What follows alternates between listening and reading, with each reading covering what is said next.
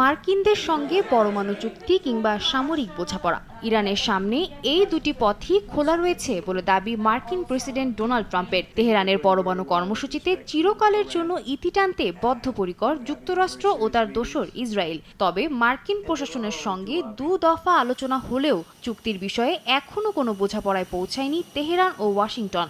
এবার তৃতীয়বারের মতো আলোচনায় বসতে যাচ্ছে দেশ দুটি। শনিবার ওমানের পররাষ্ট্রমন্ত্রী বদর আল বুসাইদির মধ্যস্থতায় হতে চলেছে এই পরোক্ষ বৈঠক। এর মধ্যেই মাসকাটে পৌঁছেছেন ইরানের পররাষ্ট্রমন্ত্রী আব্বাস আরাকচি ও কূটনীতিকদের একটি দল।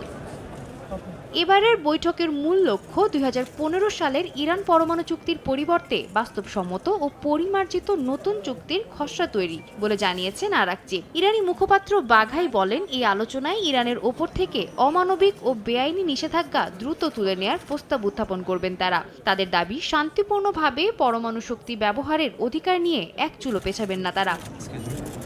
বিশ্লেষকদের মতে ইরান এমন এক পর্যায়ে রয়েছে যেখানে তাদের ইউরেনিয়াম মজুদের মাত্রা অস্ত্র সক্ষমতার কাছাকাছি পৌঁছে গেছে। এই অবস্থায় চুক্তি না হলে সামরিক সংঘর্ষের সম্ভাবনা উড়িয়ে দিচ্ছে না ট্রাম্প প্রশাসনও।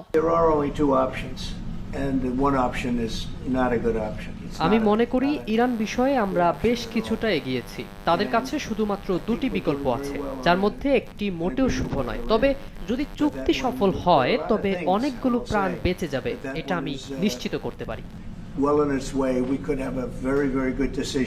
এই অবস্থায় হোয়াইট হাউস বলছে এই সপ্তাহেই বড় সিদ্ধান্তের সম্ভাবনা রয়েছে। তবে ইরান স্পষ্ট করে বলেছে, ন্যায্য ও বাস্তবসম্মত চুক্তি ছাড়া আপোষ হবে না। মাস্কাটের আলোচনায় ঠিক করবে যুক্তরাষ্ট্র ও ইরান এই সংঘর্ষ এড়াতে পারবে কিনা।